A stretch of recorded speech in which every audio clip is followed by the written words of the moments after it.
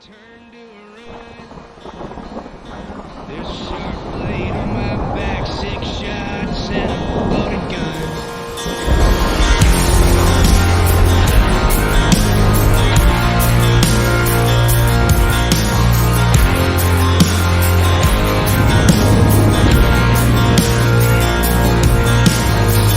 There's a million miles between you and I don't care.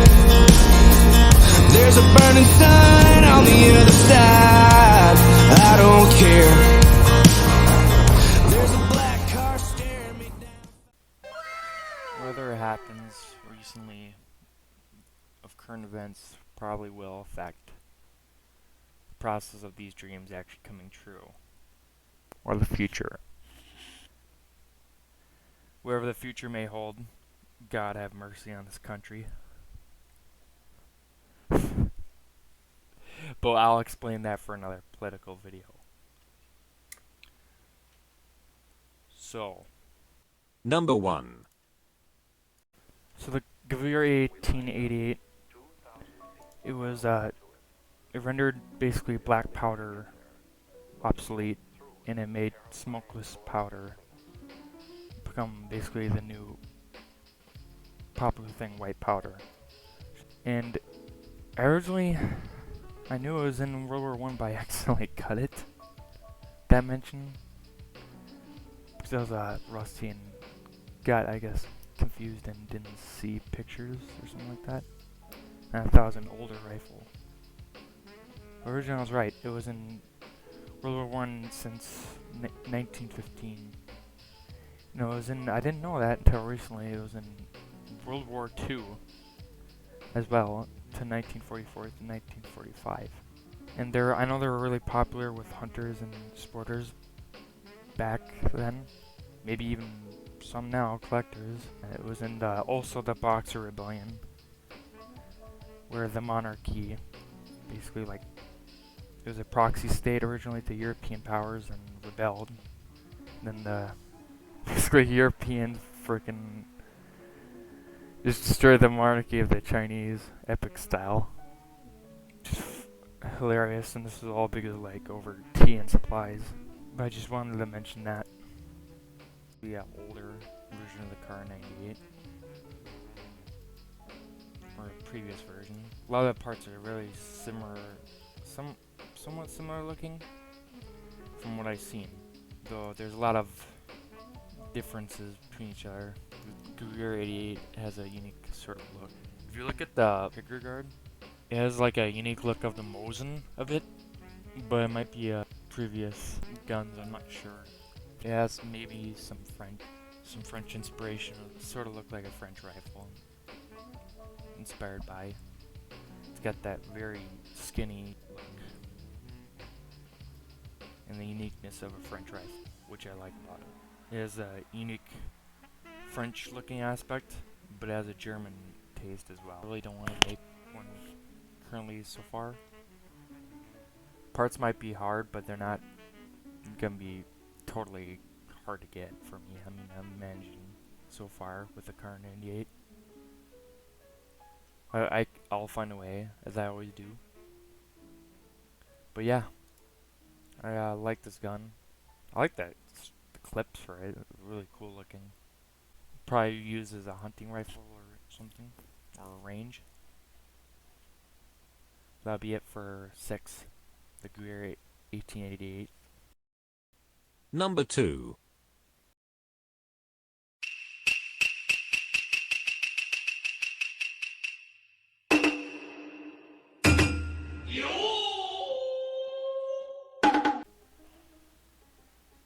Coming in number 2 is Type 38 rifle from the land of the rising sun. I can easily make this because I know a lot of the parts are really cheap to get. So that's why I was really interested in making the Arisaka Type 38 cheap bolt. The complete bolt set for just 20 bucks at my favorite dealer who I buy gun parts at, just for 20 bucks and get the bolt, and that's basically a lot. Really important thing. I can get stock for cheap too. This was in the second Sino War, or World War II, and it was in service to 1906 to 1945 with Japan. I'm not a big weeaboo on the Japanese weapons. I think they are uniquely created with their own designs, that they do inspire off on, I'm guessing, European. I like the types, you know, the type series. I don't know why Asians call it that, that's why I wonder. But it was in the Japanese Imperial Army in 1905, adopted. And there was many built it. There's an upgraded version of the Type 30 rifle in 1897. That was in the Russian-Japanese War. And the cartridges is 6.5 X50 SR Arisaka, which I know there wasn't a lot of those made. They were basically like really exclusive, basically Japan. And I know they made them in 7.7 58 Arisaka, which is this with the Type 92 and a heavy machine gun and Type 97 light machine gun they used. I know in the late war there's different variants. A lot of these I think were was it maybe the Type 100 Arisaka rifle too, that they really started going downhill, as in late in the 1945, the last ditch efforts. So the same as the Car 98. A lot of them, I think the good comparison to the Car 98 going downhill to this is that the Japanese had worser, I think they had less materials than they were able to as the Germans did, and so that's why a lot of the last ditch stocks are really terrible or really low quality looking. And I imagine that these were highly used in Second Sino War with the Chinese and such on mainland, I imagine. And it's funny that basically if you see photos of Japanese soldiers during this period, you see them with they had more. I'm just trying to find a word.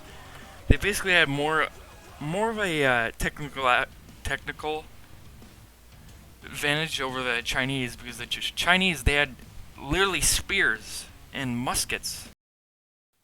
Number 3. The variant of the rifle of the famous sniper that would make Vasily Zvysev his bitch, the White Death's his field rifle, the M2830 Finnish Mosin Nagant. No, I don't really like communism. Some of the weapons are cool. I'd rather have a Finnish Mosin, because when the Russian Empire fell, that's when Finland got their independence. They got a bunch of all these Mosins. It's free real estate for the Finns. Really make good use of them than the communist USSR. And they upgraded, and they made M2830s and upgraded with a new rear sight. They made really good use of what they had, and they actually worked pretty well. If you know by the Winter War, I mean, they used wherever they could. This was a field rifle to finish. This is the upgraded version of the M28, and this is the M2830. Now, what I like about the Finnish Mosin is, like I said, they upgraded it. They made really good use. They, I think, put in, some have, I think, like a Car 98 sling system, or I don't know if that was a real thing of the Russians. They use M2830's middle sleeve and forend of a handguard to reduce barrel harmonics and change the barrel stock contact for more constant between shots and other during environmental changes, such as moisture and temperature. So they upgraded these to fit the environment, which is the next model didn't have. The Finnish rifles were assembled by Seiko. They used obviously cartridge 7.62 X53 MMR. It's a slightly modified variation of the Russian 7.62 X54 MMR. Number 4. So number 4 is the Italiano Carcano Mandello 1891 infantry rifle, made in Italy, of course. It was in 1891 to 1981 Italy. In 1981, present the others. The wars it was used was the Mahadist War, First Italo-Ethiopian War, the Boxer Rebellion, the Italo-Turkish War, World War One, Valora War, Second Italo-Epsician War, the Spanish Civil War, the Winter War, World War II, Kosovo War, Tuareg Rebellion, and Libyan Civil War. Designer was Salvatore Carcano. He was a known inventor. It was originally called the Modelo Model 91, or simply M91. It was replacing the Viterli Vitali rifles and carbines and 1035x47 MMR. That was a pretty ugly looking rifle, to be honest. It was produced in 1891 to 1945. The most carbine versions, or smaller barreled ones, were used in World War One. Also, the Italian cavalry also used these small versions, and those are extremely rare, a variant of the Carcano small version. They're used by German forces as well during the Battle of Berlin and by Finland. A lot of the Volkssturm used in Berlin for the less defense, the militia, because a lot of the Germans captured them. And the Japanese, they had their own variant of the Carcano, which is a Type 1 Carcano rifle. And like they used the 6.5 50mm stock cartridge chamber for that especially. They retained though the 5-round magazine of the airsoft the Mauser, because the Carcano actually had that originally, but it was chambered in another in 8mm and and before 8mm was 735 51mm caliber, which was replaced the Carcano's caliber in the Italian North Africa War in the 1924 and 1934, and Second Italo-Epsician War in 1935, because of poor performances of the 6.5 round. They used a similar stripper clip to the 1888 Mauser rifle. It was based on that, and even the rounds, which I think was a really popular round, or the 6.5 in general. Either the Swedish or the Norwegians, they had that for a while in the 50s or something. That the round unique round point of that 6.5 ammunition. They had a Mauser version, or whatever the Swedish or Norwegian variant is called. It's not Mauser, but you know, it's based off of Mauser, obviously, or a Gewehr, because that was a common gun.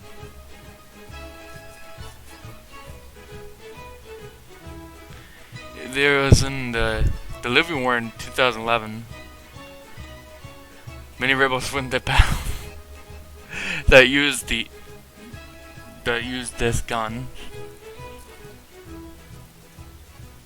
in the Nafusa weapon mountains. I mean, because it limited access to modern firearms. They had shotguns as well. It was replaced after the war by the Lee Enfield. The Lee Enfield replaced them. So when the original small barrel, they were replaced with longer barrel versions in 1941. It was slightly shorter than the original M91, and that was the Carcano M91-41. There was never a sniper version of this gun, but there was modified versions of the Carcano with a scope mount. This is a gun that was also used in the assassination of JFK by the communist Lee Harvey Oswald. That I believe that the government killed the hush up, because I believe they manipulated or paid them, Lee Harvey Oswald, to kill John F. Kennedy. And if you realize that the amount of range that did with the killing of JFK, you would be impressed how far I was able to hit him. And that engineering, because it managed to hit him so far away, his head was nearly, it was actually like blown off. And Lee Harvey Oswald was a veteran that was also a sniper. He turned into a communist, but I think despite that, it's got really impressive range. If the right person is handling, it's got impressive range.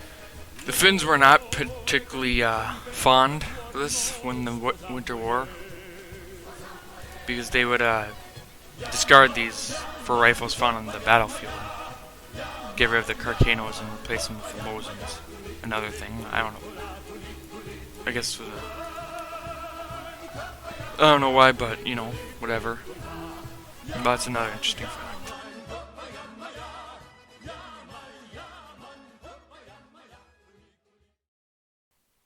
Number 5. Number 5, we got the Gewehr 33/40, or the G3340. It was a bolt-action rifle. It's sometimes considered a carbine. What I like about this gun, it's based on the Gazek VC33. It's basically like a shorter version of the Kar 98. It was only fed 5 rounds per stripper clip, and it was chambered in 7.92 x 57mm Mauser cartridge. It's got a unique butt plate, which it has like a reinforced looking version. I imagine because performance-wise, there was a complaint of the recoil on the gun. It was used for Germany's specialized Alpine troops. It was assembled in Czechoslovakia, where I have blood from, and I have relatives in Czech. It had a short production run. However, it was discontinued in 1942 when the Brno complex converted the standard Kar 98K, which was supplying all troops by the end of the war. It is a rare gun, and for its small size, like I said before, it had a lot of recoil, and that was a complaint amongst German soldiers. They serviced numerous units in mountainous conditions during World War II. Only 120,000 of them were made. There was a rare prototype version that sold for $20,000, which was a flip stock. It flipped to its side, which I find really interesting. And it's ahead of its time, I consider, that it could fold like that. If you see yourself a Kar 98 that can flip to the side, I would recommend buying that and keeping it because it's probably a prototype, most likely, of the G3340.